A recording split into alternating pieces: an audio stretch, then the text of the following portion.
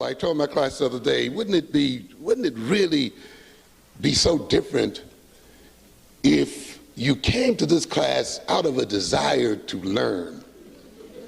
You know, just out of the pure desire to learn, and that we didn't relate to each other as student and teacher, but as people sharing knowledge and information.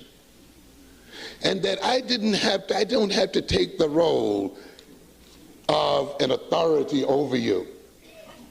And that I don't have to motivate your education through fear. So that you do what you are asked to do because you're afraid of getting an F, or because you want to get an A, or because you want to be great one day, or because you want status and all of these other things. Can't you see then at the very center of your education is an education based on fear and false pride and false motivations, so that when you get through, you will be a twisted human being, and therefore you will introject that kind of value upon the population as a whole.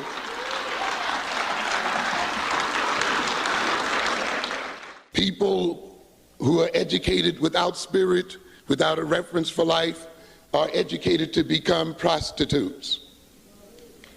They then will sell their services to the highest bidders, regardless of how what they will do will be used.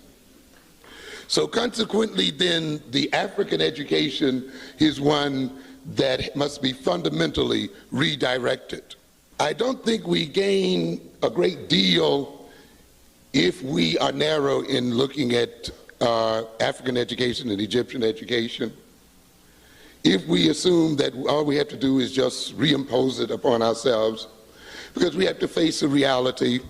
We do live in a different historical time and a different political, social, contextual time, and that, of course, has to be considered when we look at education. We have to recognize that the Egyptian was educated within a nation, within an empire.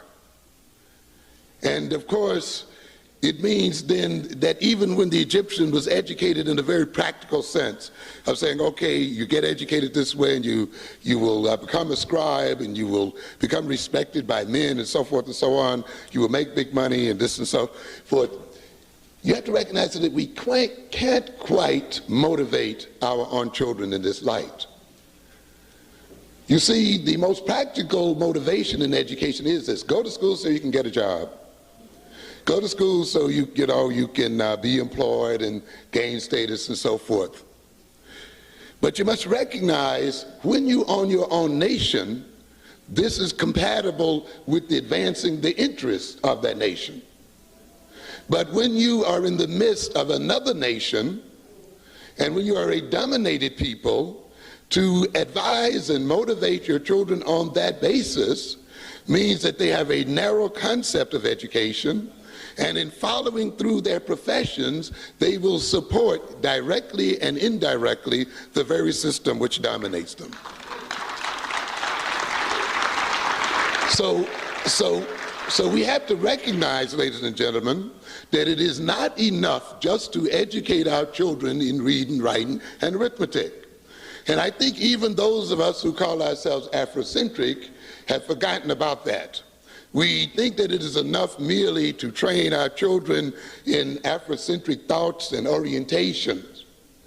However, to train them in Afrocentric thoughts and orientation in mathematics and science without also preparing a nation for them is filled with problems. And often it means then that you will educate maybe a very brilliant mathematician who has Afrocentric ideas, but who in the end still must work for IBM and AT&T and the rest. And he'll find himself frustrated and upset, but in order to earn his bread, he's got to work for the enemy. So consequently then, a part of education, ladies and gentlemen, is the building of a nation and the building of institutions so that we can hire those ones we educate. so that in working to fulfill their own needs and desires, even though those needs may be somewhat selfish, they are still working to advance the interests of the nation. You can educate your children into scientific thinking and mathematical thinking all you wish. Unless you have an economy, it will come to nothing. Because today, ladies and gentlemen, doing an advanced project in research project in physics costs millions and millions of dollars.